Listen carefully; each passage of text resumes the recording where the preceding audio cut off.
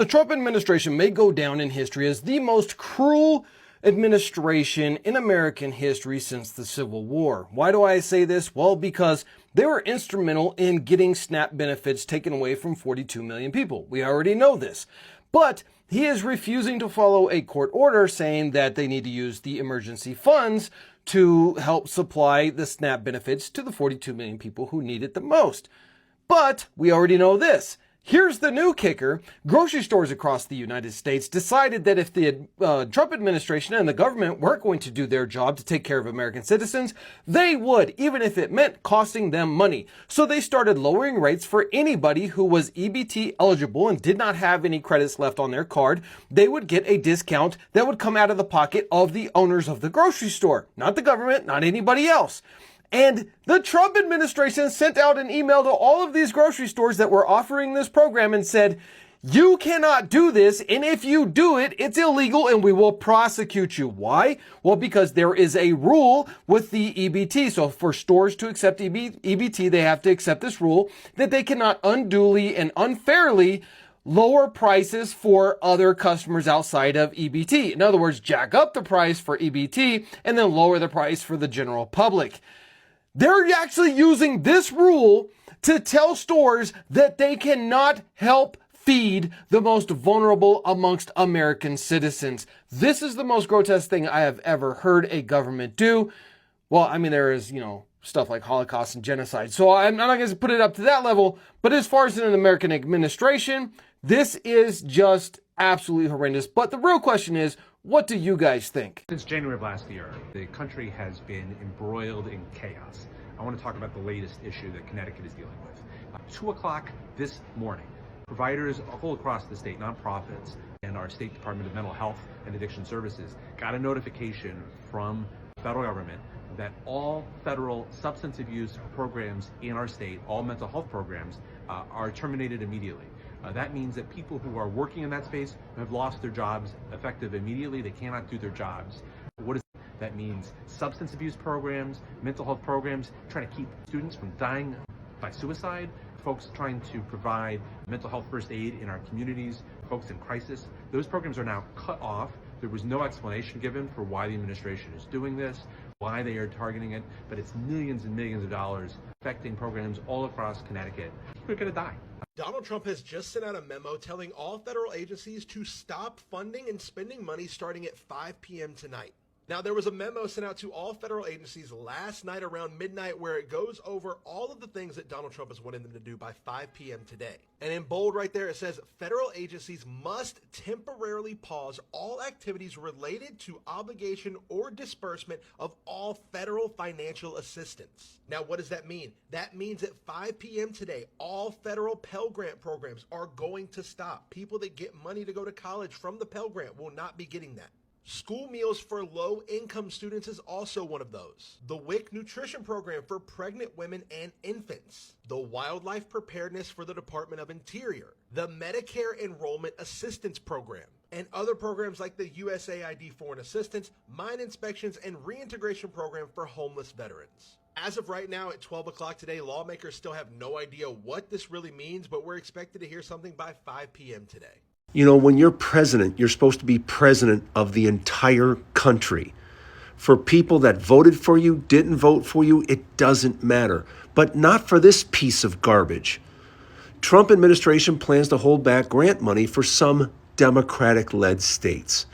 Once again, Republicans are snowflake crybabies that because that it's a blue state, not a red state, they will treat them like garbage. Because Republicans now are complete snowflakes and little crybabies. Let me know what you think in the comments. But, I thought when you were president, you were supposed to be president of the entire United States, not just areas that voted for you. What a jerk. What a jerk. The White House is putting a halt and a freeze on all federal grants and all federal loans. The memo put out by their budget office yesterday, January 27th, will be enacted today by 5 p.m., January 28th. This halt and this freeze does not affect Social Security and does not affect Medicare, but it does affect the following. Federal grants like the Pell Grant, the SEOG grant. Federal loans, direct loans, subsidized loans, unsubsidized loans, parent plus loans, direct plus loans for graduate students. Check your bill and check your statement and call financial aid. There have been no disbursements of Pell Grants and no disbursements of federal loans. You need to call your college today and see how this affects your spring semester. Wait, that's not all. It will also affect millions of families and low-income households because it's also a freeze on SNAP, food stamps, WIC, Women, Infant, and Children programs, Head Start, child care, Title I educational grants and funds, school breakfast, school lunch, Medicaid, Section 8 housing grants. I told y'all this was going to happen. Call financial aid, call student accounts, call any caring adult on your campus that can help you figure out what your next steps should be. In the meantime, get these scholarships. January layoffs surged to 17-year high. In this month alone, over almost 110,000 layoffs occurred this month alone, up 205% from December, so last month, and the highest January total, which was in 2009, which was the January following the housing collapse of 2008. This is what y'all voted for, MAGA, white people. This is Trump. So, good job. Y'all fell for memes and DEI and all that bullshit that his campaign ran on. Them files, all the stupid shit that didn't fucking matter because he never talked about real, actual, tangible policy. And this is what y'all get. But all his homeboys are getting hooked up.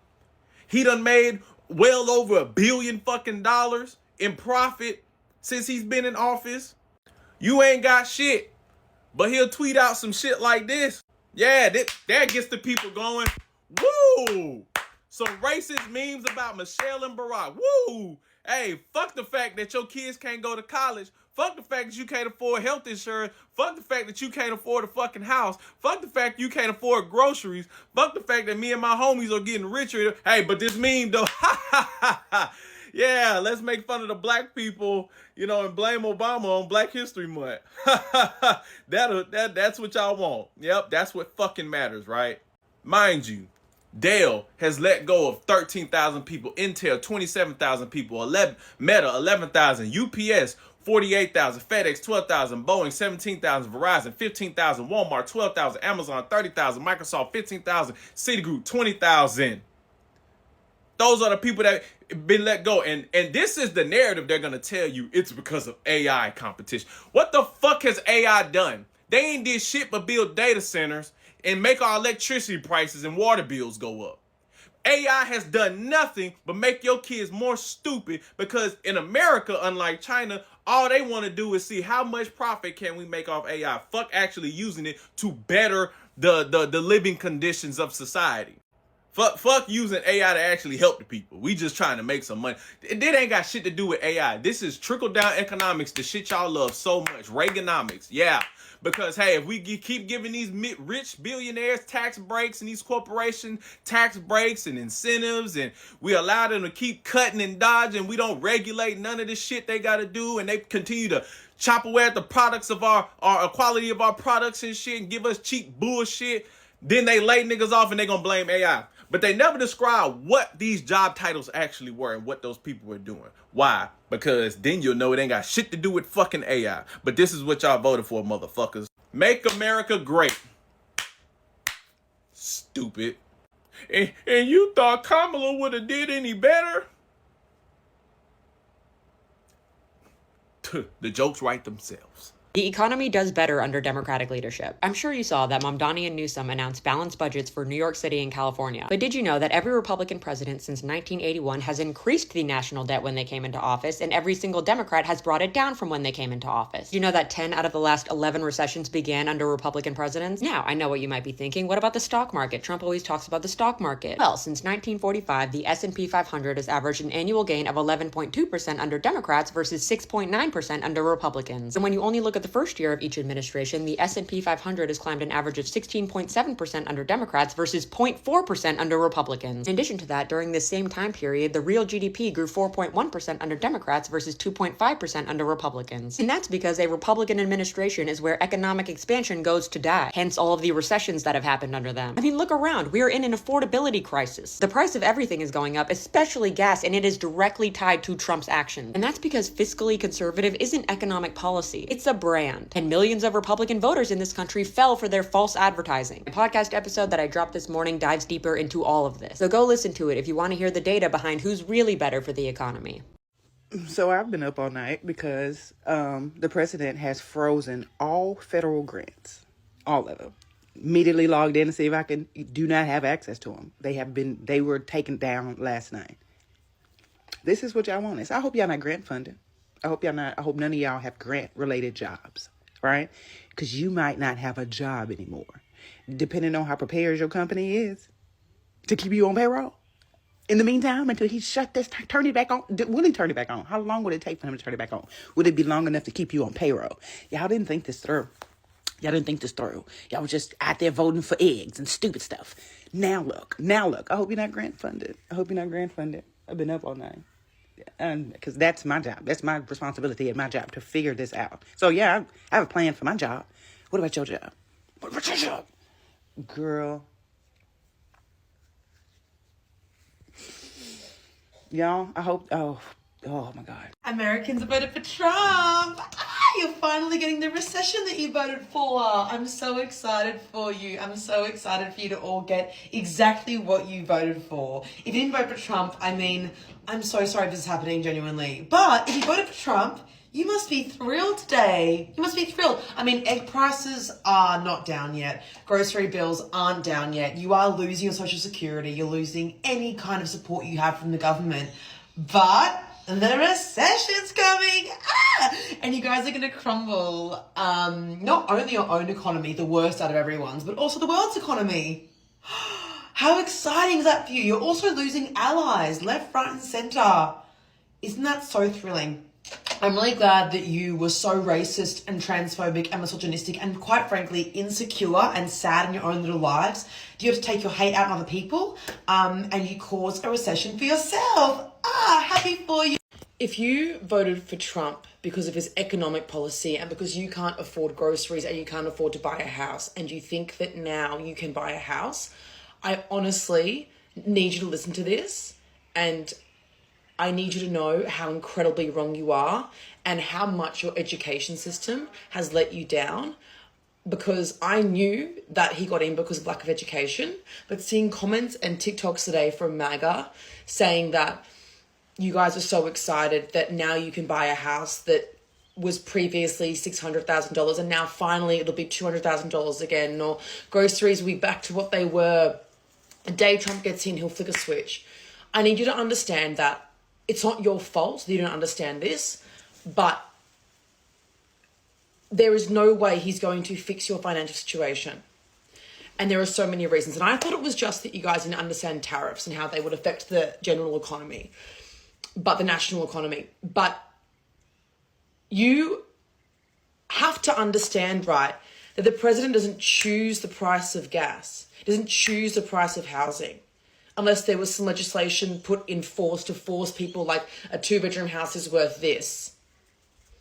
Which feels like it's leaning more towards communism, and you guys hate communism apparently.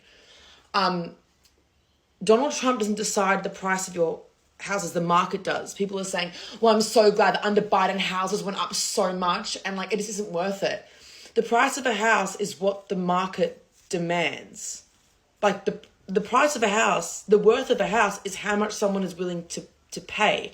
And people that bought their houses for $500,000 and it's worth $550,000 now, do you think they're going to take $200,000 for their house unless there is a financial crash? Like I'm trying not to get condescending. I'm genuinely worried for you guys. Like, because a lot of Trump supporters are the low to middle class people. And they haven't even read Trump's tax plan. Your taxes are going to increase. Your costs are going to increase. People are losing their Christmas bonuses because companies have to buy bulk goods now before these tariffs come into place, because tariffs, as everyone has been saying, as all the economists, as anyone who understands basic economics has been saying, is that tariffs only cause inflation, and you're seeing it already. And it's actually so worrying. I think they actually think that Trump can just say a house is $200,000. If you made everyone in your area, which is probably a MAGA area, if you made everyone sell their house for less than half of what they bought it, that would be mass outrage, but also that would cause an economic crash. It's not realistic. Like, they're literally going, my boyfriend told me that we can finally afford to have a wedding. I'm so excited, finally. Like, I didn't realize how, I'm trying to find a word, how unaware you guys are. And like I said, if there was a basic education system in the United States, you would not have voted for Trump. And it's actually really sad, because your lives are going to be ruined. You are going to have less welfare. You are going to have less support from your government. You're going to have increased taxes. Goods are going to increase in price. You aren't going to buy a house, babe. You aren't going to buy a house. You're going to be downsizing to survive. He can't just make gas less. I thought it was like they thought they were under the illusion that like policy affects them. I think they think the president chooses the price of things. It's the like forget about the human rights element. You guys have no idea about not even the economy, about how supply and demand works. They think the president chooses the price of gas and housing. They think the day he's sworn in again, finally we can put a deposit in on a $200,000 house. There's not going to be a house, babe. You're not going to have any food to eat. You're not going to have a job. There are going to be redundancies. You all work in... He also hates unions, by the way. So your unions can't help you if he gets rid of unions. But you all work in industries that are going to be affected by these tariffs the most. Not only is the cost of living going to go up, but you're going to lose your jobs. It's already happening. Oh. It ain't no recession indicator no more. It is a full-on recession. Like, an indicator suggests like, oh, it's coming. No, baby, we are in one. What's not clicking? Gas is like $80 to fill up. Strawberries are $8. Like, what's not clicking? We've been in a recession, y'all. It's been years at this point. It's just getting worser and worser. This is my impression of a Trump voter who is on food stamps. Here it is. So I have 5 kids, and I voted for Trump because I agreed with everything he was saying. I thought we should cut the waste from the government. But I get $2,800 a month for food stamps for my children, and he just cut it back. All the cuts he made in the big beautiful bill cut my food stamps down to $350 a month. How am I supposed to feed 5 kids on $350 a month? I can't really work because I have 5 kids and my husband is gone. So I have to stay home and raise all these kids, and the government was giving me money. So when I voted for the government to cut all the waste, fraud, and abuse, I didn't know they meant me. Here's the paper that proves they cut my food stamps. There is a saying that goes, be careful what you wish for, because you just might get it. And right now, that phrase is being repeated all across social media. For years, many voters demanded major economic change. They believed those changes would lower prices, strengthen their finance, and make life easier. But now that some of those policies are taking shape, a growing number of people are expressing frustration about rising costs, economic uncertainty, and financial pressure. The internet response, a simple question: if this is what you voted for, Why are you surprised? Economic discussion have become impossible to avoid lately, whether it's the cost of grocery, housing and insurance, or everyday necessity. Many families are feeling the pressure. Across social media platforms, videos and posts have gone viral showing people sharing their concern about their personal finance and the direction of the economy. What's catching people's attention is that some of the loudest complaints are reportedly coming from the individual who strongly supported the very leadership and policy they believe would improve their situation. Now, to be fair, economic outcomes are really simple. No single policy instantly change everything, and many factors influence the economy. But what people are debating online is the video idea of accountability. If voters support a particular vision for country, should they also be prepared to accept the results when things don't go exactly as expected? That's the question fueling so many conversations. Some people argue that voters were promised one outcome and received another. Others believe that the consequences were predictable all along. Regardless of which side someone takes, one thing is clear. Many Americans are paying closer attention to economic policy than ever before because they are feeling the impact in their everyday life. And honestly, that's why this discussion matters. Politics isn't just about speeches, rallies, or headlines. It eventually affects real people trying to buy grocery, pay rent, support their family, and plan for the future. Before we continue, I want to take a moment to thank every single one of you watching this video, whether you have been here for years or this is your first time on the channel. I truly appreciate your support, your comments, like, share, and thoughtful discussion. Help keep this community growing every day.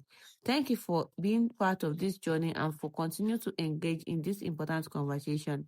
Now I want to hear from you. Do you think voters should take responsibility for the policy they support? Or do you believe many people are dealing with consequences they never expected? Share your thoughts in the comment below because I genuinely want to know what you think. And if you found this video interesting, don't forget to hit that like button, subscribe to the channel, and if you haven't already, and make sure you turn on notification so you never miss our next discussion.